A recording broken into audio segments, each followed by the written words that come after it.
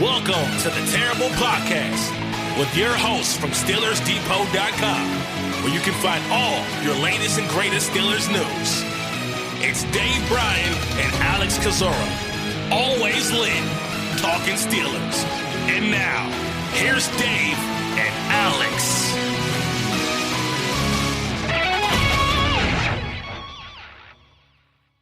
Welcome to the Terrible Podcast, special edition of the Terrible Podcast. I am Alex Kozora. Alongside me is Dave Bryan. Welcome back to this show here for Wednesday, August 18th, the 13th and final open training camp practice of 2021 for the Pittsburgh Steelers took place at Heinz Field today. So the team officially breaks camp after today and will return to the UPMC Rooney Sports Complex. So our last training camp podcast of the season. Dave, where does the time go?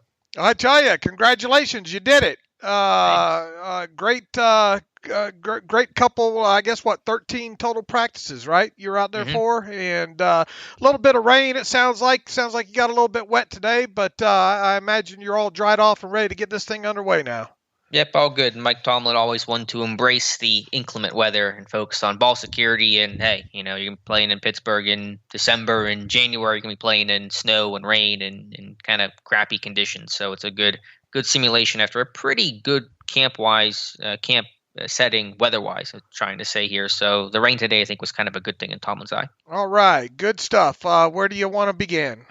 Let's start with the injury report. Not too many names in terms of guys not practicing today. The only three were wide receiver Chase Claypool with that ankle injury suffered yesterday. Stephon Tuitt undisclosed related to the offseason tragedy that he and his family suffered, I'm sure. And TJ Watt with the contract situation still unresolved. Claypool on the field, no boot. If you didn't even know he got hurt yesterday, you just think it was a rest day or something. So that's all really positive signs there for Claypool with how initially scary that injury looked just 24 hours ago. And I think you also noted that Antoine Brooks Jr. was back at work, as was Marcus Allen today, right? Correct. I was pleasantly surprised by Brooks. I didn't think he'd go from not really doing much of anything yesterday to practicing today. I thought he was moving in the right direction, but that's going to give him a chance to play in Saturday's game. At this point, I would expect him to play against the Lions, and boy, does he need that time. He's missed over 10 days, and so not a moment too soon for Antoine Brooks Jr. And I think you said Aviante Collins did something there towards the end of practice, and I guess we'll have to wait and see what's up with him.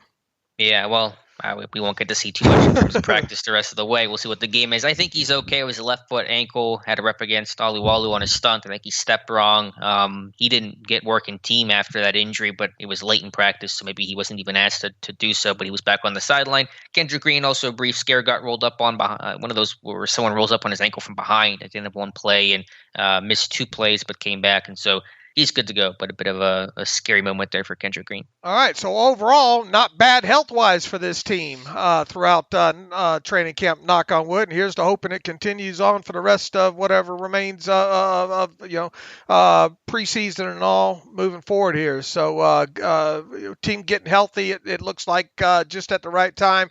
Obviously, probably Claypool probably going to miss the game against the Lions there, but everybody else hopefully will be able to suit up.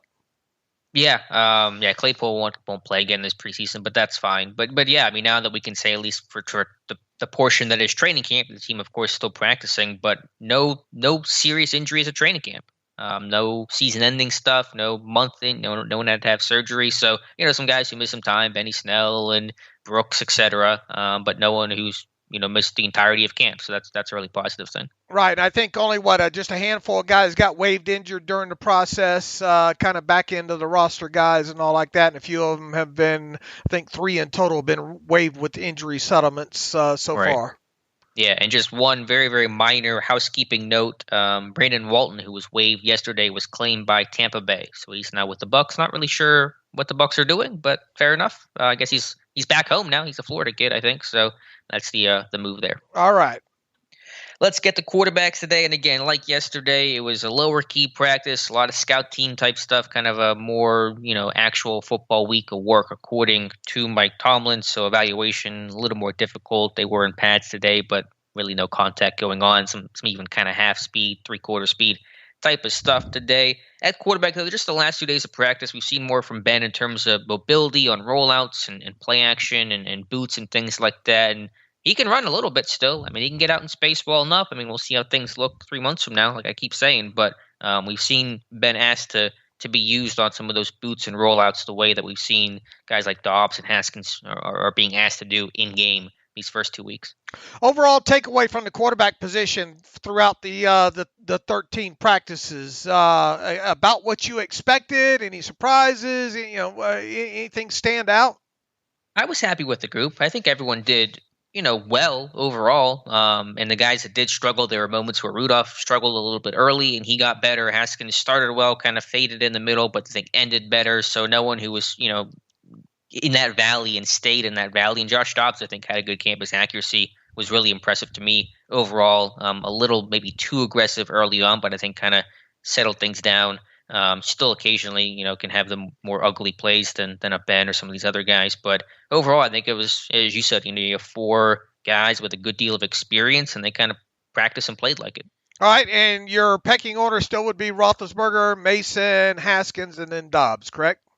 Yes. Today was weird. Was Tomlin asked about, because on that first team session, Ben came in third after Rudolph and Haskins. I think Tomlin was asked about that, I want to say, and that was kind of weird. But yeah, he kind of played it off, kind of smart alecky, like we did it just to see if you guys would notice, and that kind of aspect of it there. So I don't know if there was a real reason why, or if he was just trying to play games or what. Ben, by the way, was a holder, legitimately the holder for Boswell on at least 1 kick, maybe 2 today. Not that he's going to be the starting holder, but I think that's kind of actual emergency work. If a punter ever were to go down, you're going to need a backup punter, obviously mid-game, but also a holder. And so I think that's the reason for that. So just a little side note there. All right, running backs, Balaj and Snell back just in time. Yeah, good to see those guys. They're back full in team. Balash has shown some bursts, some hands out of the backfield. His receiving numbers, I imagine, once I compile the last 3 days and the total camp stats, will be pretty decent, even considering the decent chunk of time that he missed. And so, again, not too much to really evaluate with the running backs today, but you definitely see a little bit of burst there with Kalen Balash. Jalen Samuels just outside the bubble and all. Any chance they get a 7th-round pick for him, maybe? Nah, I couldn't see it. I mean, maybe if someone's super desperate, but if I was a team, I would not give up anything for Jalen Samuels. All righty. Let's see, at tight end, Eric Ebron making a couple more plays downfield, had an over route. I think on the first play, a team today had a nice 20-something yard catch from Mason Rudolph. Pat Frymuth, a good little nod route close to the end of practice to get open from, I believe, Ben for a 10-yard score. So Ebron, a couple of strong practices the last 2, and Frymuth, again, his consistent, steady self. All right, so I suppose we'll see, as long as Ben plays Saturday night, probably some Ebron and some Fryermuth, a couple of probably a few 2 tight end sets in there, right? Sure, yeah, I'm positive you'll see, a good mix of personnel groupings. You're going to see 21, you're going to see 12. Will we see Pony finally in this kind of actual closest thing to a regular season game before the regular season type event? We'll have to see. But yeah, Canada, I think, has mixed up personnel groupings pretty good this year. And obviously you have nothing to compare it to last year with Anthony McFarland Jr., but top to bottom, you like the camp that he had? Yeah, I mean, it's just good to see him out there. I think there's still things to work on from a ball security standpoint, from a vision standpoint. I think there's still room for improvement there. But, I mean, I think it's just good to have all this valuable time and reps that he didn't get last year. Obviously, no preseason for him last season. So just to have those opportunities to get better every single day, I think is important for him. All right. Certainly will be interesting to see, hopefully, Snell get his first work Saturday night against the Lions there. I would imagine after Najee Harris and McFarland get whatever work they're going to get in that game, we could be in store for some Balaj and Snell for a little bit in there. Oh, yeah. I think those guys will play, especially in the second half of this one. Those guys should get probably the bulk of the carries. All right. Wide receivers, Cody White. Yeah, he made a nice catch today. It was 7-on-7, and I put a lot less stock into that, but it was a really good grab, ran a corner out to the left side and got both feet in and secured the ball to the ground. So good play there. And he talked about, his versatility and knowing where to line up, and certainly some of those little things that's going to give you the best chance possible. Will it be enough for a guy like him to land on the practice squad? Maybe. I mean, there's a chance, certainly, but he's, I think, putting himself in the best position possible, especially after missing the first week and a half of camp with that hamstring injury. And Ray McLeod should be out there Saturday night, you believe? Yeah, someone noted, or I think you noted, they were looking at his knee today. I don't know when that happened. It had to have been late in practice, but assuming that's not an issue, then yeah, he'll be out there. All righty. And outside of, I guess Cody said after practice that he moved around all the different spots and all like that. So that's definitely a value there, and leads gives credence to the fact of why this team kind of worked him through that, I guess, soft tissue injury that he had at the beginning of camp there, because they seems like they really like him, and I would think at worst he ends up on the practice squad, right?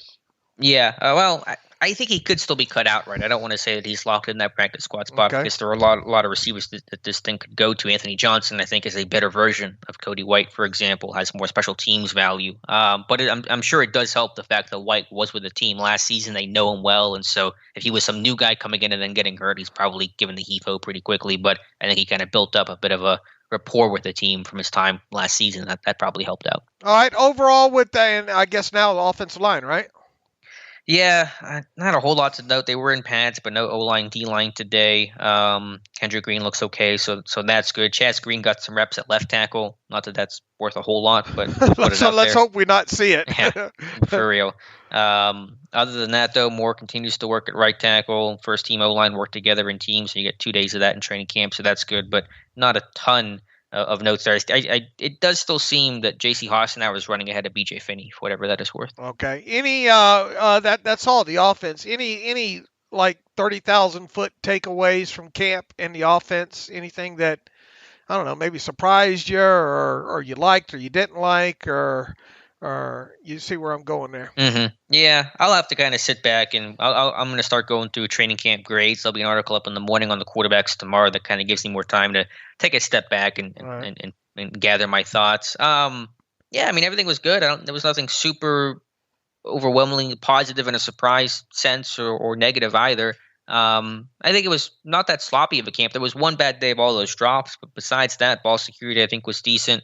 Not a lot of drops, not a lot of fumbles, not a lot of bad exchanges. Occasionally a hiccup here and there, but just small things to get cleaned up pretty quickly. So I think it felt efficient. You just didn't have all those small mistakes that can really just frustrate you as a coach and take away reps and time and things like that. What about timing and all the shifts and motions and all? Does that look a lot more fluid? I mean, it's hard to compare. They've done a little less of it actually as camp went on. They did a lot of those jets early on, and I've seen less of that. Still some. Deontay had an end around today and kind of almost a wing T kind of look with the receivers, really tight, reduced splits. So there's been less of that, to be honest. But yeah, definitely a lot of boots. I mean, you're going to see a lot of half rolls and boots and play action certainly in this offense this year. Some levels type stuff to make some easier throws there. Yeah, one thing I saw in the Eagles game, and hopefully I read an article on this, and this isn't brand new to this offense, but I felt like I was more of an emphasis on it, was a lot of spacing, a lot of bunch, sets 3x1, bunch to the 3 receiver side, and get some really good spacing concepts to beat zone or be able to create picks against man. And I'm a big fan of that. I love routes that are, dependent on each other, that are able to create openings that aren't so independent, just asking your guy to win. I think those were issues with Todd Haley and Randy Fietner, just kind of everyone doing their own thing. So I love some of the spacing stuff out of bunch I saw from Canada, especially against the Eagles. All right, defense. Tyson Alualu along the defensive line, a lot of pressure today. He's really just had a strong camp. That's not a surprise or anything brand new there, but I think he just had a really good camp. And how old is he? He's 34? Like 48 or something, I think. Yeah, but he plays like he's 20. Legitimately, how old is he? 35? 34? 34, 35? I don't know. Not 35. We're both clacking away. Yeah, 34. Turned 34 in Okay. May. The guy just every single day, he didn't miss a single practice. He doesn't get the vet stay. Oh, he probably doesn't even want one. Tomlin, I'm sure, would give it to him if he wanted a day off. But, he's just out there every single day working, solid practices, good on stunts, I think he's going to help make Kendrick Green better. That's an iron on iron kind of thing we probably don't talk about a whole lot. So just impressed with him for being 34 years old, moving well, strong at the point of attack, and just being available and durable. Just kind of an Iron Man in the middle. Boy, you remember after that first contract of his ended, I kind of wondered if he might be brought back. And then, oh boy, I mean, I don't know. We've talked about it each of the last 2 years, I think, that, oh Lord, he found a fountain of youth. And this past offseason, got to find a way to bring back Tyson Alualu. And then it looked like it, obviously initially, agreed to terms with Jacksonville. And what a turn of events that was for the Steelers, obviously in a positive way. And hopefully whoever is going to back him up, can help maybe limit his snaps a little bit here and make the snaps that he is out there even that much more quality, because, man, that guy has schooled some guards and centers over the last 2 years. Mm-hmm. But at this point, it's like, do you want to limit those snaps? I mean, obviously, I get your point, but the next guy's got to really bring it. And, I mean, Alu is just, he can just play a million snaps and be fine. So, I mean, you just might play him just like he's 24 years old. All right, good stuff. That's about it for the defensive line. Outside linebacker, we talk a lot about Alex Highsmith's progression this year, Dave. We talk about he's gotten bigger, stronger, improved that spin move, I should say, probably added more to that bull. But his get-off overall, his timing of the snap, keying on the football, and just being able to fire off the ball, just more explosion initially. I mean, he's just whooping tight ends and tackles throughout camp, both in run and pass session. So that might be honestly the biggest jump I've seen him make from year 1 to year 2 is that get off and that timing. It's been really impressive. Boy, he looks like a Steelers outside linebacker now. He does. Not only physically, but the tape as well too. We talked, I think, way earlier in the offseason saying, man, if he could hit 8 sacks or something like that. Not that sacks are all the end all do all, obviously, with everything, but I mean, there might be a legit chance now this guy goes double digit. Well, I still think it's a little too strong, just because there's so many good, talented players that it's hard to get everybody double-digit sacks. I mean, Hayward's going to get his, Tuitt's going to get his, but yeah, I'm feeling more confident with him than I was starting camp, and I was already feeling fairly confident with him coming into this summer. Boy, his progression versus what Bud Dupree's was in his first couple of years, I mean, huge. I mean, he really does, just in the 2 preseason games and a limited amount of snaps, man, he jumps off the tape. Yeah, I'll put it this way. Where I think Dupree was at year 4, I think Highsmith is right now in year 2. That's pretty strong. That's a strong statement right there, because Dupree really came into his own then, Right. For sure. So if they don't, if the fall off from what Dupree was before he went down injured to what Highsmith is now isn't that severe, then boy, what a great decision that was.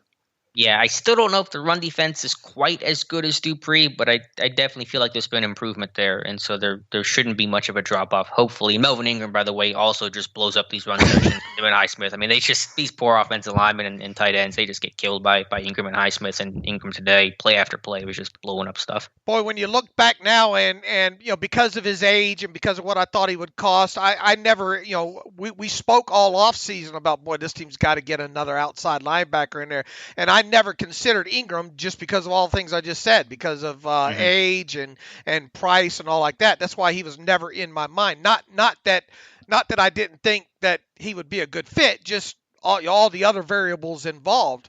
But man, I tell you, he looks healthy. He's a beast, man. He really is. And if he can stay healthy and play that, I don't know, 400, 500 snaps, I don't know, whatever it ends up being, and in the process, maybe get Watt off the field a time or two extra. That could end up being a huge sign. Then you look over at what Cleveland paid. Help me out. Jadeveon Clowney. Yeah, Jadeveon Clowney. I think Clowney's been missing some time lately too. On top of it, I mean, you get a player like Ingram for half the price of Clowney, and boy, Clowney just looks.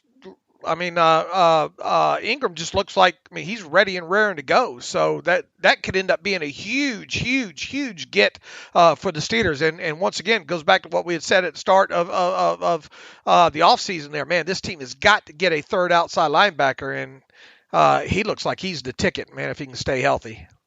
Yeah, he's been really impressive, and man, again, just feels so much better about this group top to bottom in terms of the depth of it with the addition of Melvin Ingram, who, might not be as talented and as strong of a pass rusher as Justin Houston, who signed with Baltimore, but I think he's a really good scheme fit for Pittsburgh. Man, their top three went from, what did we say earlier in the offseason, from like a 4 or 5 to like an 11.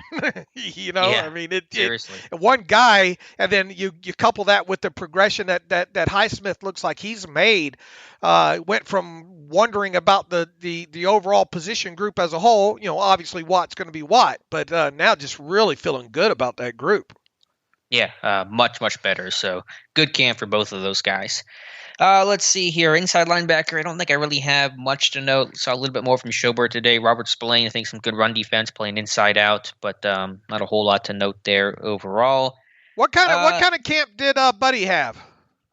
Hard to tell. Well, I mean, I think it was a good camp. Again, he practiced and played every single day, so just being available is such a big thing for those rookies. I think his run defense improved, and I saw some nice things. I think yesterday I noted his run defense looked good, making the plays downhill. It felt like the diagnosing, the processing looked good. I didn't see any major mistakes. It's hard to tell, obviously, especially watching it live in camp. But yeah, I mean, I think it was not a spectacular camp, but it was fine. I guess the big question now is who's number 5, assuming they keep 5, right? Right. Yeah, that's gonna be the question. Marcus Allen with that value as the up back might give Buddy Johnson the squeeze, but still 2 weeks to go. All right. Let's see. At corner, Mark Gilbert with a nice interception, tracking it over his shoulder today. Justin Lane. He's got good ball skills. There's one thing coming out of college that I think, who was it, Owen, that did a profile on him. I think, he's got the ball skills. Yeah, he's that long corner that definitely can read and find and track the football with good hands. So I think that makes him practice squad material. I think it's a guy you probably just want to keep around, just because there aren't a lot of corners that have some size and length and ball skills the way that he does. Did Justin Lane finally make some not only just in preseason games, he has at least shown up there. I think I noted that before his interception the other night, that he was in on a run stop and all like that. Did he make any progress as camp went on? I think he did. He had a really bad start to camp, so I think he got a lot better. So that's important. And he has made plays in the football. I mean, they haven't been as spectacular. The highs haven't been as high as James Pierre. But, I mean, today there was early on in team, Ben got the defense. I think it was Davis or Jamar Watson to jump. And so it was a free play, and Lane's playing cover 2 corner, and he squeezes the throw. There's nothing in the flat, and he's able to just tip the ball away, intended for Anthony Johnson, who would have been open and made the catch had it not been for Justin Lane, being able to squeeze and get depth there. So that was a really good play from Lane, one of the better ones I think he's made so far in camp. So there's definitely been progress, and I'll admit maybe I've been a little too close-minded on the idea of Lane making the 53. There's still a path for him to do that. Will he do it? I still think he's kind of right there on that bubble as like 52 or 53, but I should be more open to the idea than I probably have been in my last 2 roster predictions. And James Pierre, just the progress just dating back from the end of last season until now, it's just been a steady climb, right?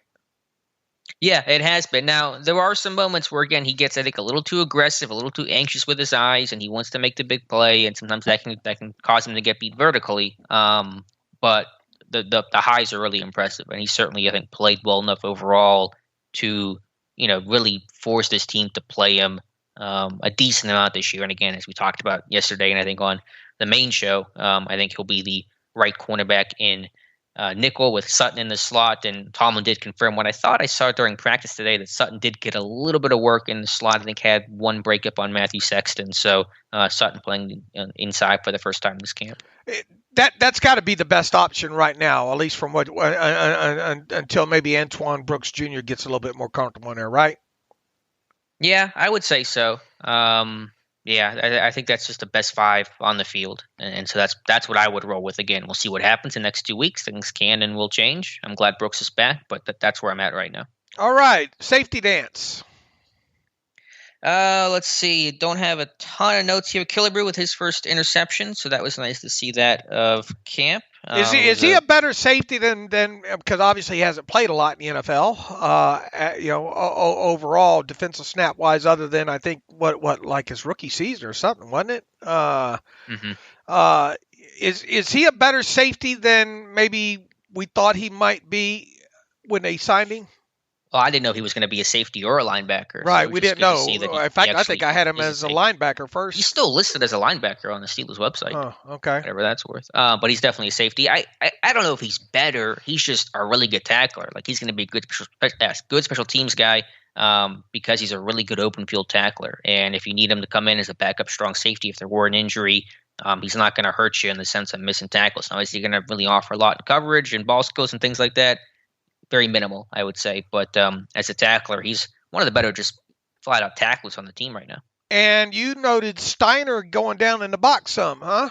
Yeah, it was really late in team, and the two high safeties were Norwood and Wade, and Steiner was playing next to Calvin Bundage at inside linebacker. And I'm not positive if this was dime, what the circumstance was there, but first time I've seen it of Donovan Steiner, who has that kind of linebacker size, a little bit like Marcus Allen, but I think even bigger than Marcus Allen, playing down low, so trying to maybe offer something new to Donovan Steiner. Is the hole on the Steelers defense right now that fourth safety spot? Yeah, I still think, at the slot, there's still that concern because I think Sutton's the best option there, but this team does like having a really physical, run fill and blitz happy slot corner. I don't think you can really solve that by bringing someone from the outside in. I think you have guys that can do that. It's just a question of how you want to, prioritize things. But in terms of outside ads, yeah, I would say the area you would look to upgrade here, really the only area to me would be a backup free safety to Minka. Okay. Because right now, I think the backup there is probably Millette, or they move Sutton. I think it's not going to be Trey Norwood. I don't think he's ready yet. Okay. So it makes you kind of wonder what they might do here in the coming weeks here. Yeah, something to watch. Special teams, not a whole lot to note. No punting today. Boswell kicked. I think he missed 2, but I don't have a good vantage point, so I can't really tell if they're good or not. But I think he missed 2, one left, one right. One, I think, was from 52. The other, I believe, from 35, his first kick, I think. But don't quote me on that because there are no refs there, and I'm sitting on an angle, so I can't tell 100% if the kick goes through or not. All right, up back. Who has Marcus Allen been pretty much manning that role, first team? He has, although in the Eagles game, it was Trey Norwood who started there for some reason. Norwood has been the backup, and Donovan Steiner got work there as the backup up back yesterday with Marcus Allen out. So I still presume that Allen will be the starting up back, assuming he makes the team for week 1 against Buffalo. If he doesn't, for some reason, who would be the next man up in there? I guess it could be Norwood since he's taken the snaps, or maybe Miles Killebrew. He's been playing the wing, but you could probably shift him up back and be fine. He's a smart guy. He can probably, quarterback things just fine. All right. With probably Balaj being a wing and maybe Snell if they're both active and both make the team, but we'll kind of see what the roster looks like and go from there. Has Snell done the up back before in preseason or whatnot? Not that I'm aware. He's been a wing, a starting wing, including in regular season games, but never as the back. Now, can you switch that? I'm sure he could switch there, and he could do it. He's been around it enough, but I don't think he's actually done it before. All right. Okay. And so that's about it, I think, for our coverage of the day. Again, fairly light day. I'll have training camp stats. Probably not tomorrow, likely for Friday morning. I'll hope to have my final training camp stats of the year. All right, get a lot of people come up and say hello and get autographs. How many autographs did you sign? None, which is a good thing. No one should ask my autograph. Again, thanks to everyone. I had my terrible take today, kind of thanking people that came up and said hello and were super nice and respectful, which is very much appreciative. Today there was only like maybe 100 people at practice today, wow, fans wise. Just because the rain was driving everybody out. So like you had you had the place to yourself, huh? Oh, there was like people sitting in my row. I was up high, and of course there were people like this guy sat right down next to me. It was his seat, so I mean I'm not mad at him, but I was like so I actually moved a little bit, but really good camp and just glad to be back out there getting to cover it. All right, let me just say that once again, tremendous job, man. So proud of you. So blessed to have you, and you paint such great pictures, not only on this podcast. I obviously follow along on Twitter like most everybody else, and then a lot of times I don't get to read your recaps until after we do this podcast. But a lot of times, even after us doing these podcasts, I go back and read them, and I feel like I already know it. And that's because of the great job that you do. So, kudos to you. I'm giving you that I'm using that gift with you right now, that slow clap, really intent. And I know our listeners enjoy it as well. And I know you're just so happy to be back out there again. Yeah. And how about another shout out to Lynn Testa at Touring Plans, who really helps make a lot of this possible as well, too. Absolutely. I've been our training camp sponsor for many years now, including this year. So I was really excited to be back out there at camp, but excited to have Lentesta and Touring Plans be our loyal camp sponsors. So if you're planning a trip to Disney, these are the people you want to work with. It'll kind of help handle the logistics of it and make it as stress-free as possible. So check out the website, touringplans.com, and just cannot thank them enough for their support of the site for this year and all the years in the past. All right, and as we start to play one shining moment here, any other final thoughts, Alex? I mean, 13 practices and kind of monumental, occurrence for us and you and the site every year. Any kind of final thoughts here? I'm bad at final thoughts. I'll probably has your opinion of the team really changed much of any since? Because this team's had a lot of ads throughout this process as well too. This is a little bit different team than it was when they first reported there. So is there a difference in or are you about where you were at the start of camp, I guess? Yeah, I feel a little bit better. I think you probably always do when you get to watch the team and you just, get to see the highs and lows and things like that. Obviously, I think adding guys like Ingram and Schobert were important adds and are only going to help this team. So you feel better about some of the defensive depth and some of the starters overall and some of the young guys, as long as the secondary, James Pierre having a good camp makes you feel better overall. So the line getting back healthy is a small thing, but a nice boost as well. So you have to be too careful of these things because once week 1 happens, no one cares about what happened on the 12th day of training camp. Injuries are going to happen and performances and everything's live. And so it won't mean a whole lot, but I feel slightly better, but it's not dramatically better. All right. Well, once again, good job. I certainly do appreciate it. I know the listeners do as well, and hopefully you'll be back out at Latrobe next year covering the team out there. So with that, in the meantime, you can follow me on Twitter at Steelers Depot. You can follow Alex on Twitter at Alex_Kozora.